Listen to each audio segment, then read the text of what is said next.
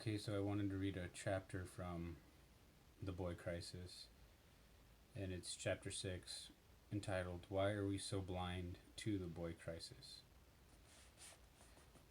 When a police officer shoots a black boy, we protest. Black Lives Matter. Good.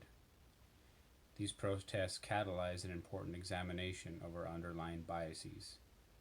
But the other half of, quote, black boy is, quote, boy. The police are 24 times more likely to shoot a male than a female. The boy is shot both because he's black and because he's a boy. So why are we blind to the boy and the black boy? Because for much of history, blindness to boys' death is the way we as a society have survived. When our very survival is dependent on our sons' willingness to die, sensitivity to death and suffering of boys and men is in competition with our survival instinct. To win wars, we had to train our sons to be disposable. We honored boys if they died so we could live. We called them heroes. Because of the potential of deaths of our sons, we could not psychologically afford to attach ourselves emotionally to our sons in the way we could with our daughters. And to prepare our sons to fight and potentially die, we had to train our sons to repress their feelings.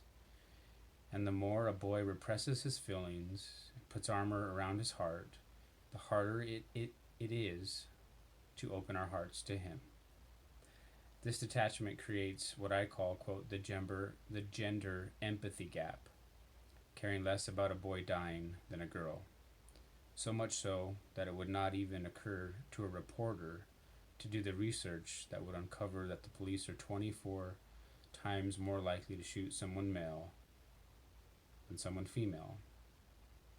But while the gender empathy gap is part of what enables our blindness to the boy crisis, we have been blind to that sexism throughout human history, and there has not